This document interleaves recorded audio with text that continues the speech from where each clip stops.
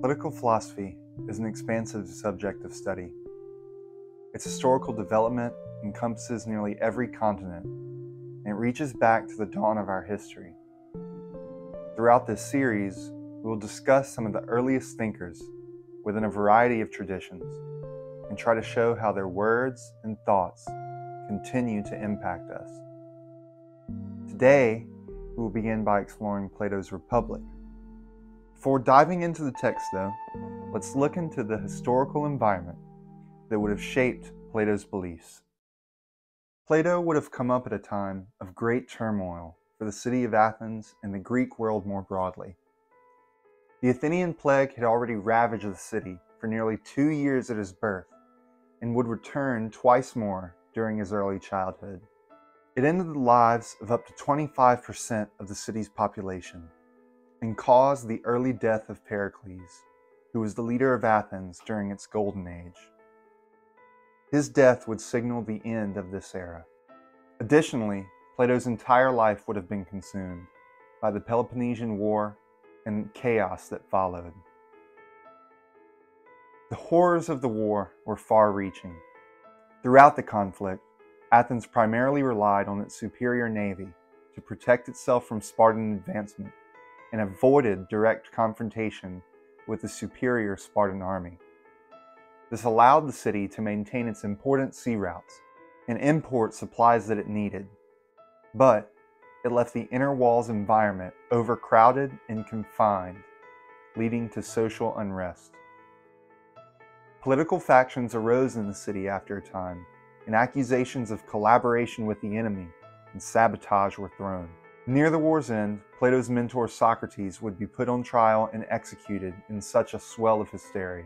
Sparta would prove victorious around 404 BC, and as recompense, they would seize the Athenian fleet, demolish its walls, and establish an oligarchic regime known as the 30 Tyrants. Plato's formative years were undoubtedly influenced by this environment of uncertainty, fear, and changing political landscapes. Witnessing the downfall of Athens' democratic ideals and the rise of authoritarian rule, Plato would have been exposed to the fragility of political institutions and the potential for corruption and abuse of power. In such a tumultuous context, it's no surprise that Plato's political philosophy sought out a more stable and just system. This drive is evident in his magnum opus, The Republic, where he embarks on a quest to define justice and construct the ideal city-state. It formally sought out to find the essence or form of justice, and in doing so, laid the foundation for Western political thought. This video essay will focus on his political contributions while also reviewing the metaphysical outlines that guided his thinking. Additionally, special attention will be drawn to the topics of education and family structure due to their significance to the system laid out in the Republic. The Matrix is everywhere. It is all around us. Even now, in this very room, it is the world that has been pulled over your eyes to blind you from the truth. What truth? That you are a slave, Neo. Before diving into the physical arrangement of Plato's ideal city, we should discuss its metaphysical foundations. Today, moral relativism has become a popular model that many use when studying human society. This view looks at the diversity of societal laws and ethics and concludes that human morality is based on specific local inputs rather than universal principles. But Plato argued the opposite. To him, the good was not simply a matter of preference. Instead, he thought it was the ultimate essence of the universe. It is the highest form of reality and the wellspring of everything. Plato believed that it existed beyond the physical world, but that human beings are allowed to access its essence using reason and thought. It is not an opinion, nor does it ever change, in contrast to the physical world, but it is a universal truth, the standard for justice, beauty, and ethics. The forms, or you could say ideas, also exist in this abstract realm of reason and intellect. They are the absolute essence of various things that we understand and see, and a form's physical manifestation is merely a replica in the way that a copy machine is unable to fully capture the image that it is copying. Plato explains this by drawing a parallel that has become known as the simile of the sun. So as the sun's light allows our vision to see the physical objects around us, so does the good illuminate our mind and allow us to understand the forms. Through understanding various forms of the good, the mind can begin to understand the good itself and realign the soul with its genesis. And this, to Plato, should be the ultimate resolve of humanity. These theories are central to the philosophy of Plato and have directly informed the philosophical outlook of the two largest religions in the world, Christianity and Islam. The very first verse of the book of John in the Bible refers to the Word. In its original Greek translation, the word becomes the more expansive term logos, which furthermore relates the concept to reason. Jesus is later identified as the Word, and through him, again, the Logos, we are said to be able to reunite with God in heaven. Early church leaders, such as Origen of Alexandria and Augustine of Hippo, identified the resemblance between Platonic thought and Christian teaching and sought to reconcile the two in their written works. Similarly, Islamic scholars, such as Abu Nasr al-Farabi, Ibn Sina, and Ibn al-Arabi, drew connection between Platonic conceptions of the good and their own understanding of God as the ultimate reality. Plato realized that many were either unaware or actively resistant to this line of reasoning, however. He likened those who lacked an understanding of the good to cave dwellers. Within the cave, humans could watch shadows cast by fire and be entertained and content. However, if one stumbled or was pushed out of the cave, he would see the sun's light, and at first be confused and frightened. After some time, though, his eyes would adjust, and he could begin to see the vast world that lies just outside the cave. And moreover, if he cared for his fellow man, he would seek to enlighten them to this vast world just beyond their reach. This has become known as the allegory of the cave, and is likely one of Plato's most well-known concepts. Like the good, justice as a form of goodness is not simply the administration of law or the assignment of deserved rewards and punishments, as is stated by the dictionary. It is rather a universal truth and direction of morality based on the health and wellness of both individuals and the collective good of humanity. To be just is to pursue knowledge, courage, and moderation without allowing either to take control or exert too much influence over ourselves and others. Before moving on to our next topic, I would like to focus on the idea of absolutes. What I mean by this is, are truth, justice, and the common good virtues that exist to be sought? Or are these only words easily adapted to suit specific purposes relative to time and circumstance? Based on what has been shared, Plato clearly believes the former. However, this does not necessarily mean that he himself or any other individual possesses total accuracy on these concepts. Rather, it is a statement that an absolute exists that should be sought after, and that it is distinct from our individual and diverse appetites. It is a uniting force, and that it is shared by all, rather than a divisive one, and something that society should strive to uncover. However, many people see no anterior meaning to existence, so they seek out their own to escape the clutches of nihilism. A modern parallel to this is the existentialist quest for finding your truth that diversifies this absolute concept and allows for variance and individuality. While recognizing that this is a simple colloquial phase, it does capture a certain spirit within contemporary Western society. These juxtaposing lines of thinking belly an underlying tension between the singular and the general.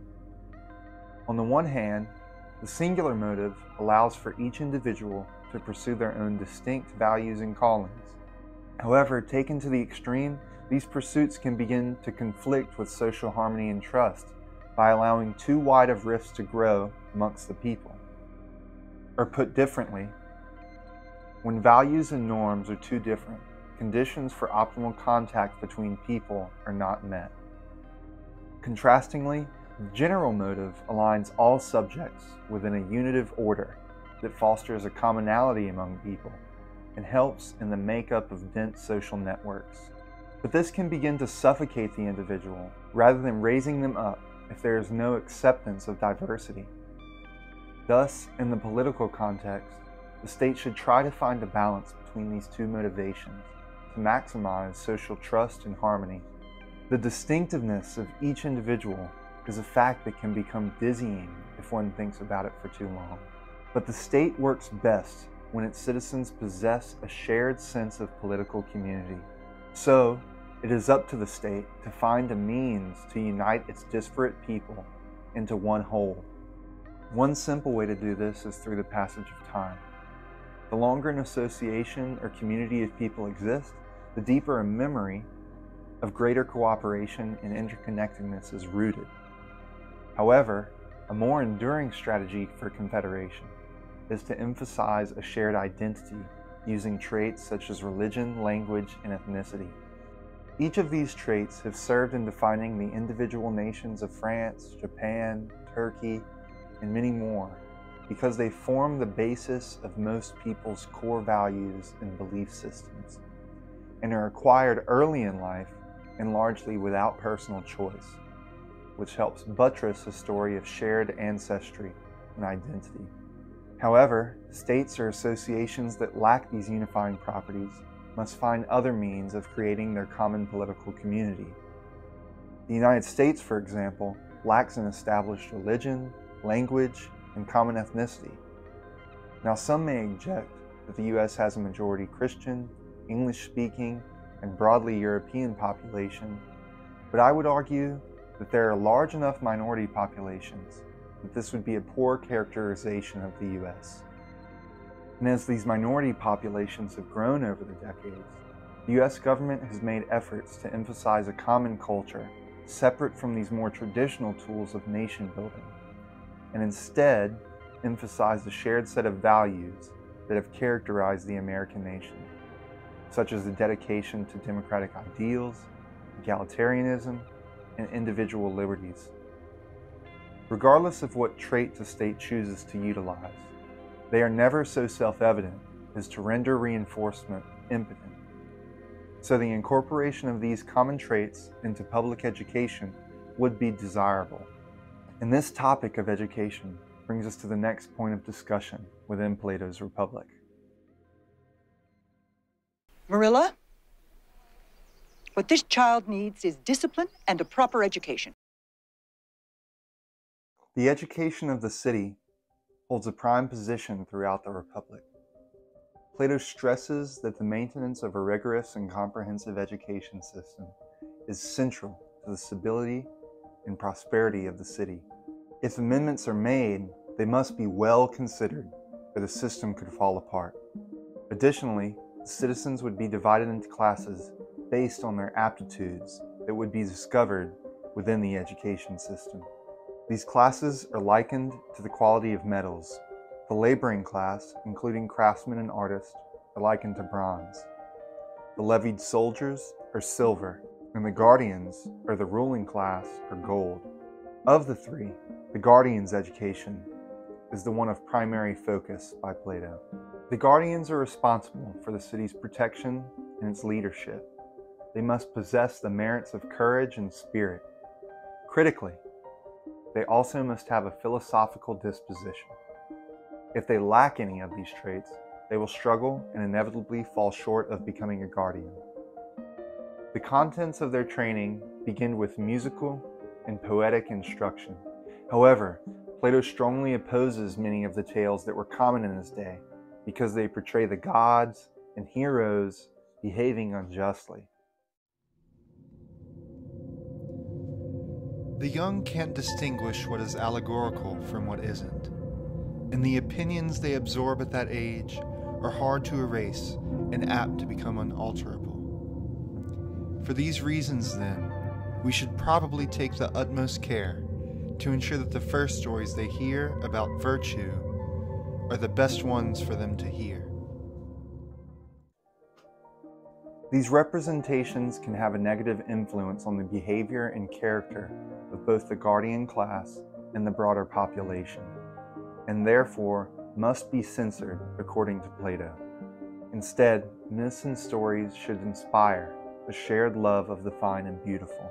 The censorship of myths deemed harmful to society and its guardians are part of the forces that are meant to foster harmony in the city and eliminate the potential for social unrest within it. Physical education is equally significant in Plato's ideal city because the guardians must be capable of defending the city from threats within and without. Plato identifies specific threats that the guardians must address, such as the dangers of extreme wealth and poverty. Excessive wealth leads to idleness and revolution, while extreme poverty results in slavishness, inefficiency, and rebellion. Additionally, he asserts that successful states are likely to grow, and this could encourage territorial expansion, again requiring some sort of martial conditioning. As the guardian candidates mature, their instruction begins to involve more advanced subjects in addition to the continued development of their artistic and physical exercise. Specifically, arithmetic, plane geometry, solid geometry, astronomy, and harmonics. These subjects are thought not only to offer practical insights, but also train the mind to think in ways that encourage enduring intellectual growth. For example, calculating arithmetic ensures that the mind can never be fooled by sophistry, as one trained in its use could always find absolute truths that might otherwise be confused. Also, work with numbers is thought to be challenging and would naturally sharpen the mind of its practitioner in several areas unrelated to mathematics. Geometry, divided into plane, which is two-dimensional, and solid, three-dimensional, aids in martial tactics and architecture. Plato argues that it also focuses the mind on present conditions rather than abstract models. Astronomy challenges the mind to find solutions in abstract patterns and complex systems. It is not taught merely as a way of tracing the sky or seasons, but as a tool to conceptualize these complex systems and identify similar systems elsewhere. Harmonics, or the study of sound and tones, achieves a similar end but with our audible senses. Altogether, this instruction forms the dialectic, enabling the mind to contemplate the nature of the good through rationality and critical examination. Upon completing this education, students advance and become the guardians of the city. Next up, the House of Monogamy. Now, the reasons behind the savages' most primitive practice remain a mystery, but we do know that monogamy is an important tradition which allows the savages to combine the core values of their culture: ownership, competition, jealousy, and strife. And here we are. We do hope you enjoy the presentation. Before moving on to the governance of the city by the guardians, a short examination of this ideal city's social norms and family structure should be included, as it diverges from both our current structure and that of Plato's own time. Class tensions plagued Athens and Sparta during Plato's time, but the maintenance of a largely static yet ideal education system serves to eliminate the desire for pure equality along with its social organization. In Plato's ideal city, the family is not best thought of in our modern nuclear structure, or even as an extended unit found across much of the rest of the world in antiquity. Instead, the city itself should be thought of as a family. Consequently, spouses and children would be held in common. Throughout the year, ceremonies would be staged to organize and arrange sacred marriages between the best men and women so that their children gradually advance. Plato is clear that this is an unpleasant thing to consider, but believes it is the ideal arrangement for his ideal city. He proposes to manage the near ensured popular condemnation of this system by obfuscating its reality from the general populace.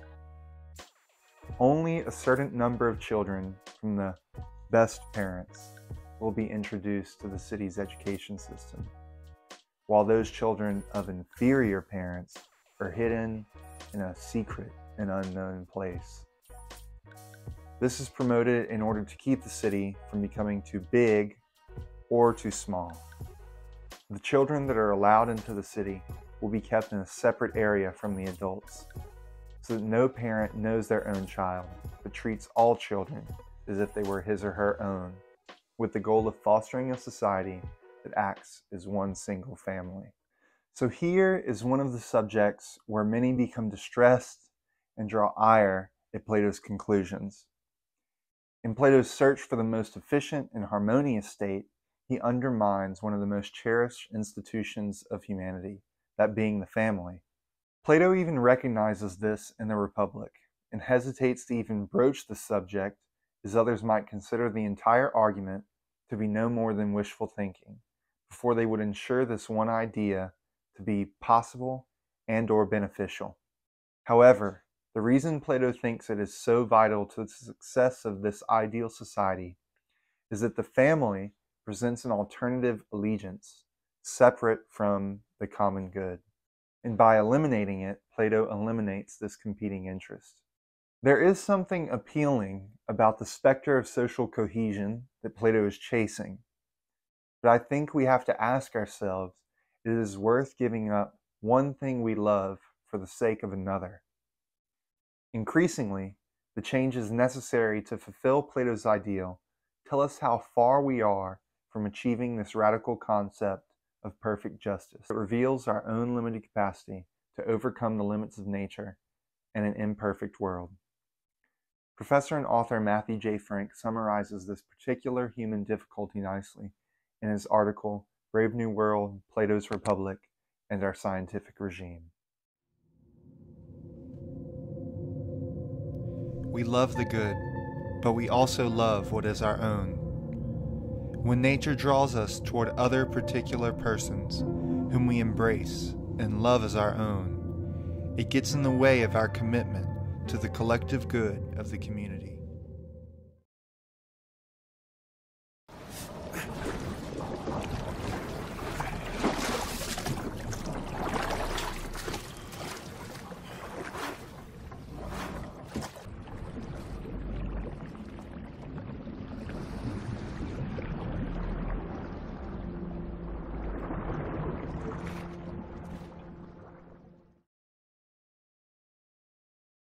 These last two sections touch on the idea of collective myths to ease transitions toward this ideal society.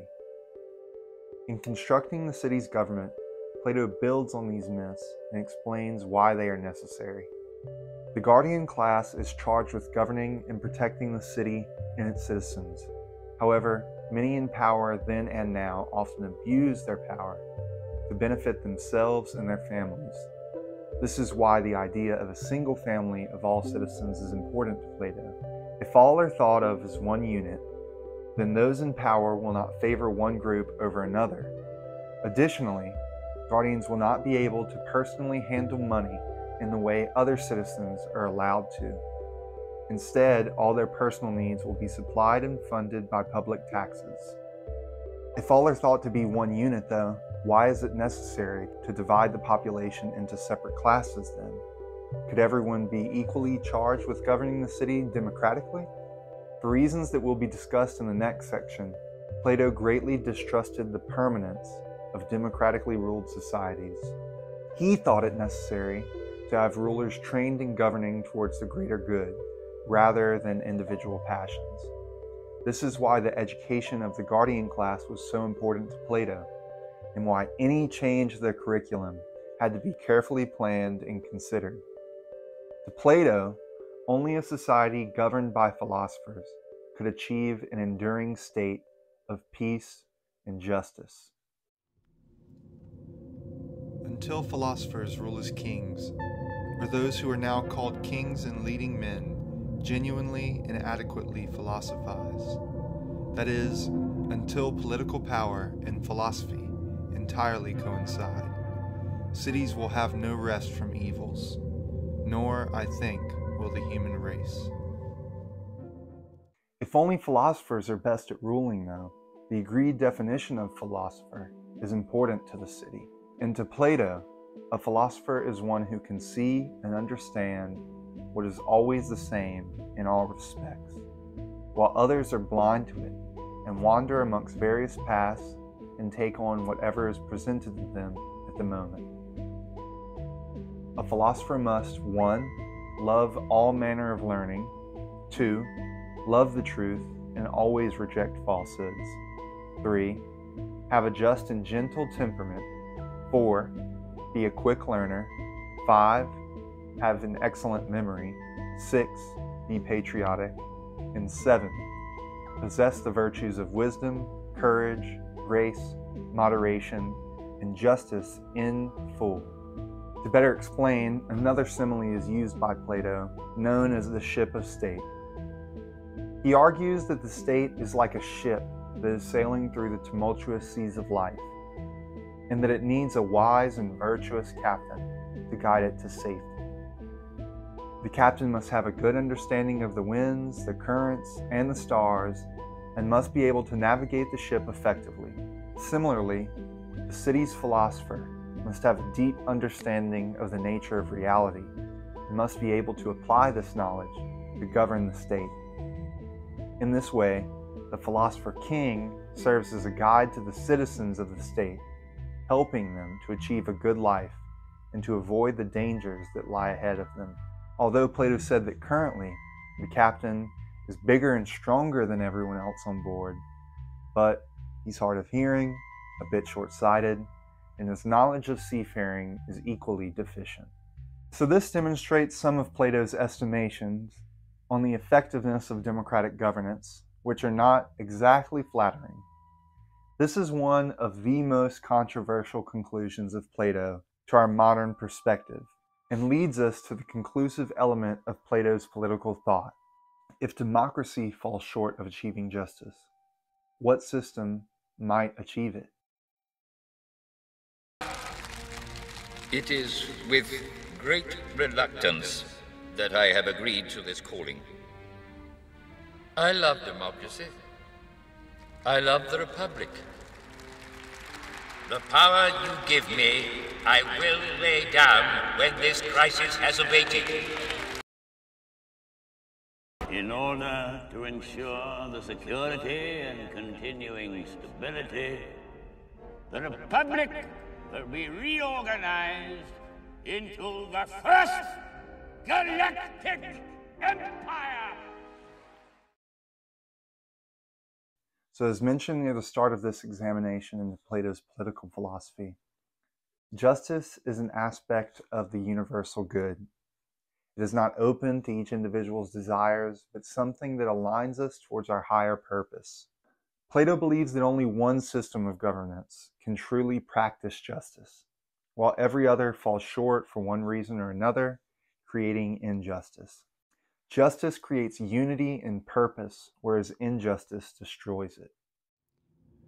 Injustice causes civil war, hatred, and fighting, while justice brings friendship and a sense of common purpose.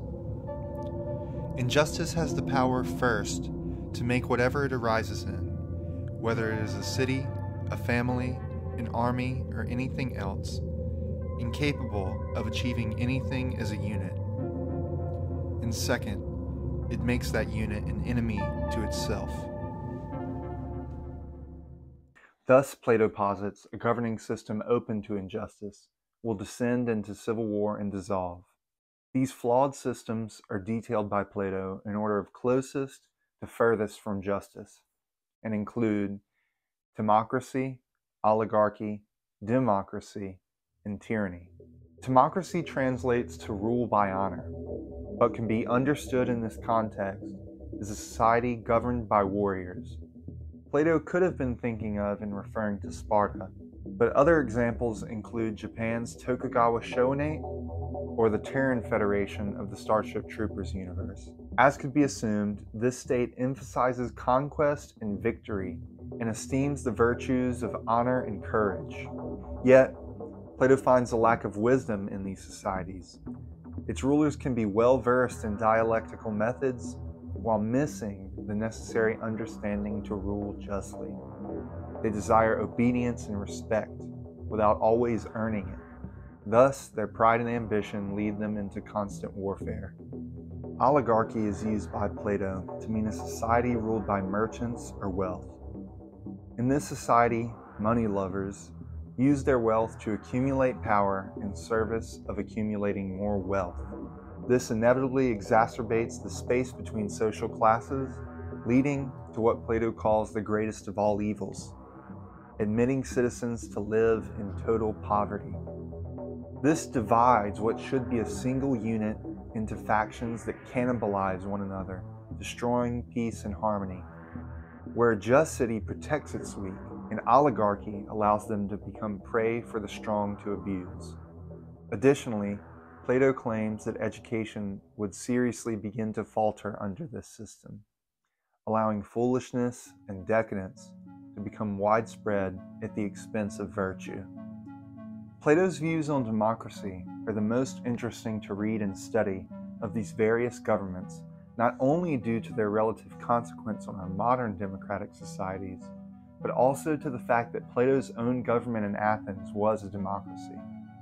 So he, as a citizen of Athens, had real experience with this form of government, and still harshly critiques it as a flawed system. However, Plato does believe democracies create the most diverse societies, and this can make them beautiful.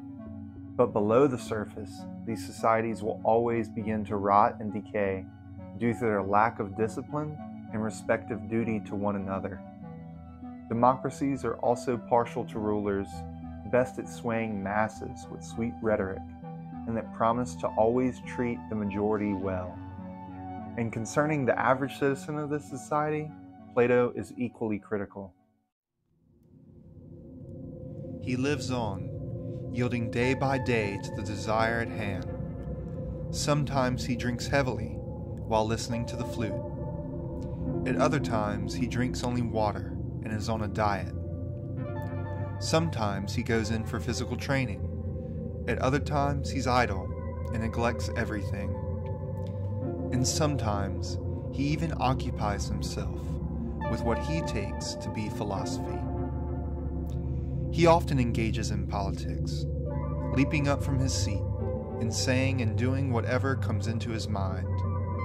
If he happens to admire soldiers, he's carried in that direction. If moneymakers, in that one. There's neither order nor necessity in his life, but he calls it pleasant, free, and blessedly happy, and he follows it for as long as he lives.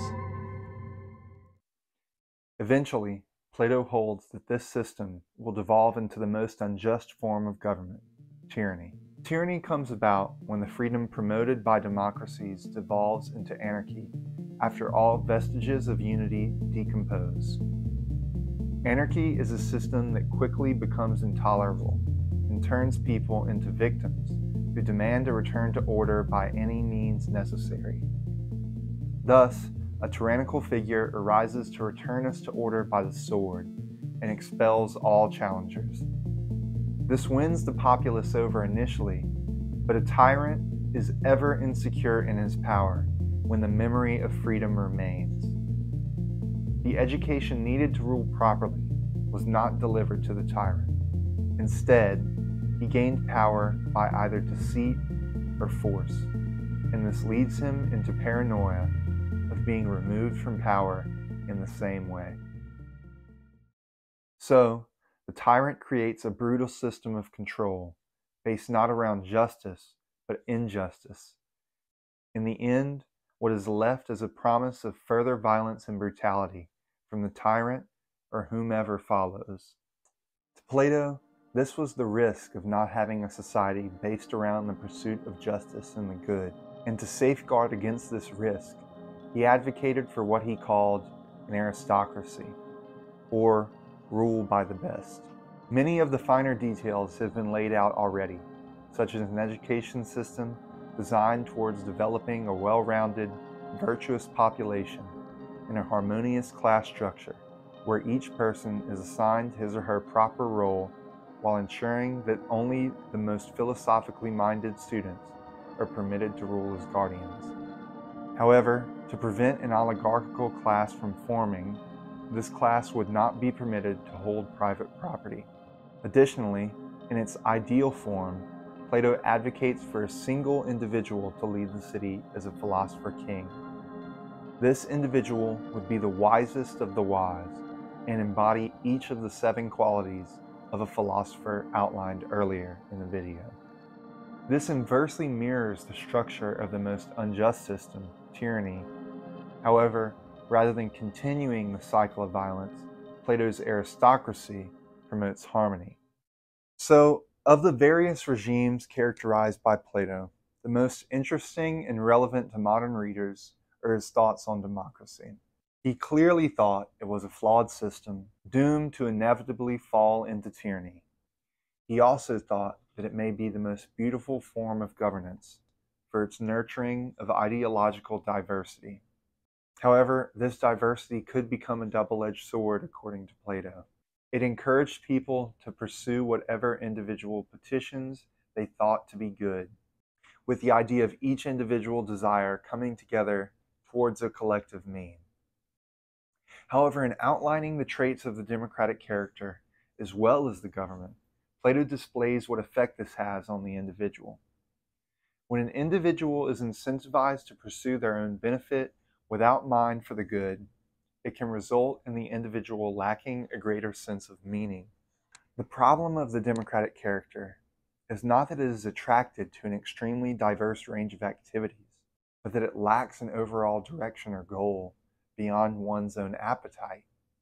This conclusion frankly makes many modern people uncomfortable, as it surely did for the citizens of the democratic Athens. However, I think we have to consider whether democracy is a virtue in and of itself or a utility to be used to achieve health and happiness. Or, put differently, if and when democracy stands in the way of greater health and happiness, is it still good?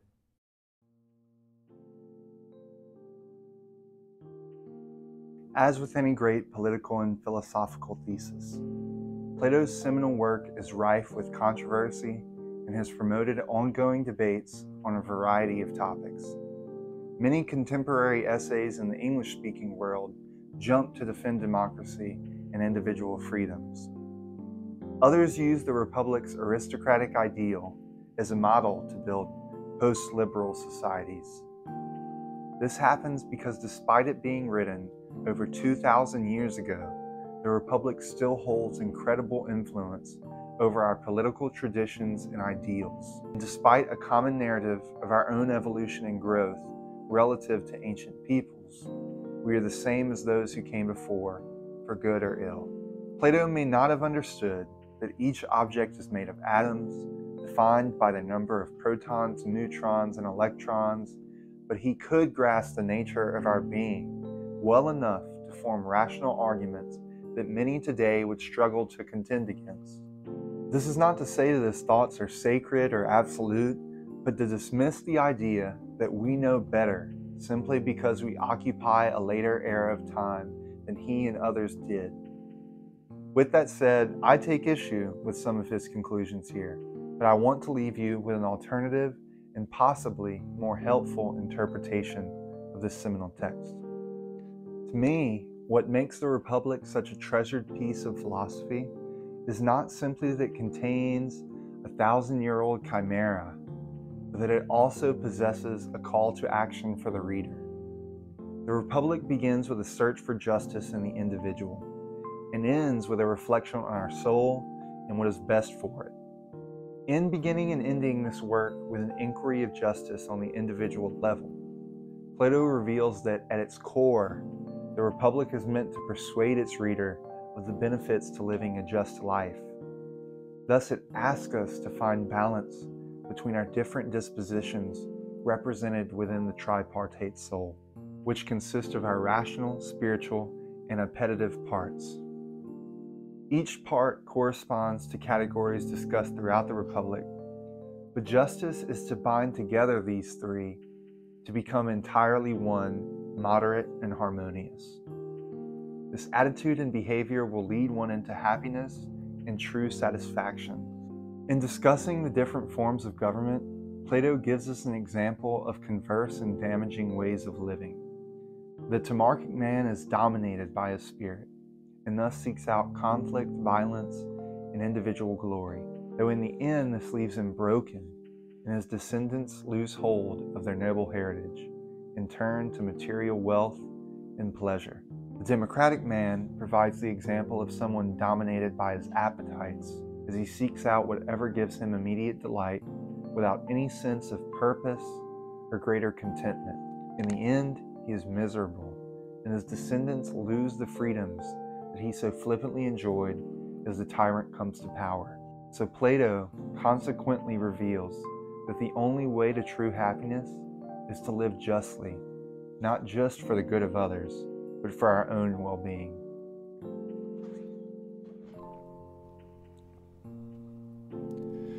Well, I know that was a bit long, but if you made it this far, I just want to say thank you. If you could, please hit the like and subscribe button. It helps me out, but it can also help you if you'd like to see more of this content in the future. Also, if you would like to support my work personally, click the link to my Patreon and support me there as well. And if anything I talked about during the video sparked your interest and you would like to discuss it with me or with other viewers, please comment below. Otherwise, do well and be happy.